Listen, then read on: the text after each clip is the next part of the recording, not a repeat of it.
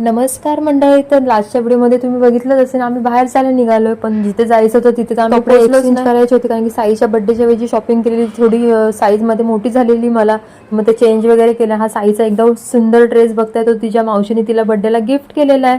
आता यांचे ड्रेस वगैरे चेंज केले, हे सगळं करेपर्यंत 7 वाजले. आता जवळ कुठेतरी जायचं म्हणून आम्ही आलोय तलावपालीला.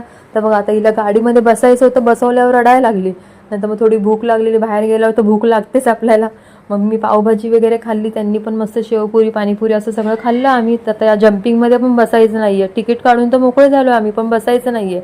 आता या गाडीमध्ये तिला बसवली, पण एकटी बसायला तयारच नाही, म्हणून मी पण तिला घेऊन बसली होती. मी पण मस्त मजा केली. नंतर मग साईदनाचे बाबू बोलले आपण बोटिंग पण करूया. थोडं तिकीट काढून येईपर्यंत आम्ही दोघी मस्त बसलो होतो. तर मस्त बोटिंग मध्ये बसलो, मस्त मजा आली एकदम. संध्याकाळचं वातावरण खूप. आणि हिचं बघा का, हिला पाण्यामध्ये खाली उतरायचं. आता हिला कसं सांगणार, या पाण्यामधून नाही उतरता येत खाली. थोडं छान आतमध्ये गेल्यावर दृश्य वाढवतं. आणि ही आपले महाराज. नंतर थोडीशी मजा मस्ती करून खाऊन पिऊन झाल्यानंतर निघालो घरी येण्यासाठी. बोरनान पण जवळच येते, मग बोलली आता बाहेर आलो तर तिच्यासाठी पण छान एक फ्रॉक घेऊन टाकूया ब्लॅक कलरचा. तर मस्त फ्रॉक वगैरे घेतला. आता निघालो घरी यायला. बाबाची काही शॉपिंग संपतच नाहीयेत, आता गेले शूज बघण्यासाठी. तर आपण पण भेटूया चला एका पुढच्या छानशा ब्लॉग मध्ये. तोपर्यंत बाय.